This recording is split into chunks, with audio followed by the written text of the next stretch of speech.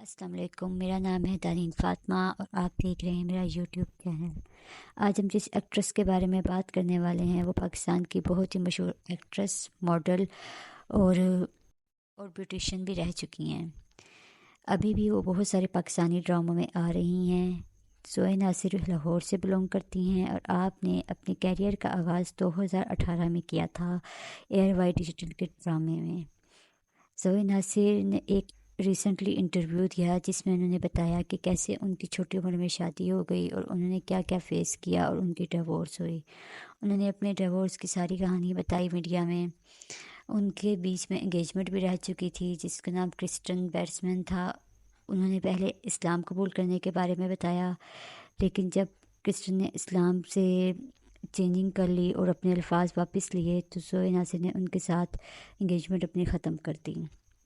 انہوں نے ایک انٹرویو میں اپنی ساری سٹوری بتائی جس سے میڈیا میں پتہ لگا کہ ان کی کیسے شادی ہوئی، کیسے ان کی طلاق ہوئی اور کیا کیا انہوں نے فیس کیا اور کس عمر میں ان کی شادی کر دی گئی تھی۔ چلیں اس ویڈیو کو آپ سب دیکھ لیں جس میں وہ خود انٹرویو میں اپنے منہ سے اپنی ساری سٹوری بتا رہی ہیں۔ آپ کی ڈائیورس ہوئی ہوئی ہے؟ جی بالکل.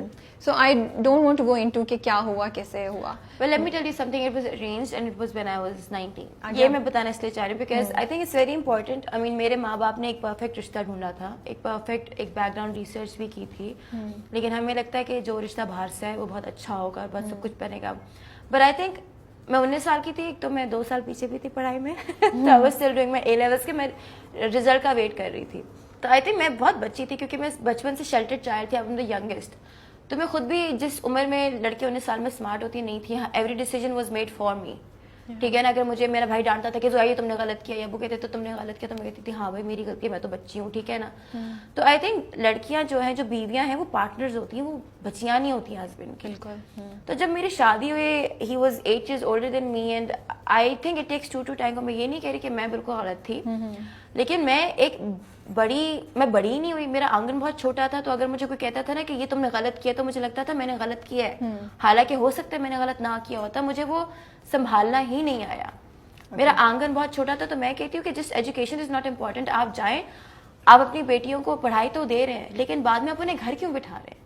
آپ جائیں، آپ انہیں ریئل ورلڈ میں بھیجیں، آپ ان کو جابس دلوائیں تاکہ انہیں پتہ چلے، وہ ڈفرینٹ لوگوں سے ملے.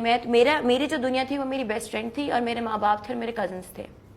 اس کے باہر میں لوگوں کو جانتی نہیں تھی. مجھے سیلون میں جا کے سلام نہیں کرنا آتا تھا، مجھے اپنے سسرال والوں سے ملنا نہیں آتا تھا.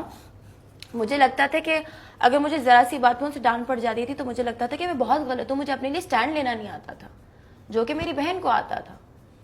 تو یہ بہت امپورٹنٹ ہے کہ آپ بچیوں کی شادی نہ کریں وداؤٹ ایکسپوجر. آپ جائیں، through them in the real world, تاکہ انہیں پتہ چلے، انہیں اپنی ویلیو پتہ چلے، انہیں اپنی ورتھ پتہ چلے، تاکہ وہ اپنے ہسبینڈ کے ساتھ ان کی کمپلیٹ پارٹنر بنے. ایک دوسرے کی میں آئی بلیو ان ایکوٹی، کہ آپ ایک دوسرے کی کمیاں پوری کرتے ہیں. بالکل. You can not be equal to a man because you are not a man, you are a women.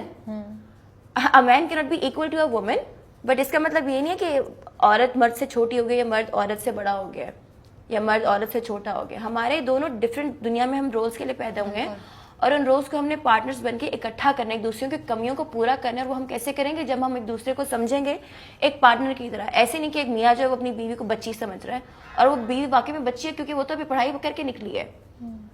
So it's very important کہ لڑکیاں جاب کریں، آپ ان کا ایکسپوجر بڑھائیں. ورنہ لڑکیوں کو ہوتا ہے نا کہ بیٹوں کو باہر جانے کی اجازت مل رہی ہوتی ہے دوستوں کے ساتھ.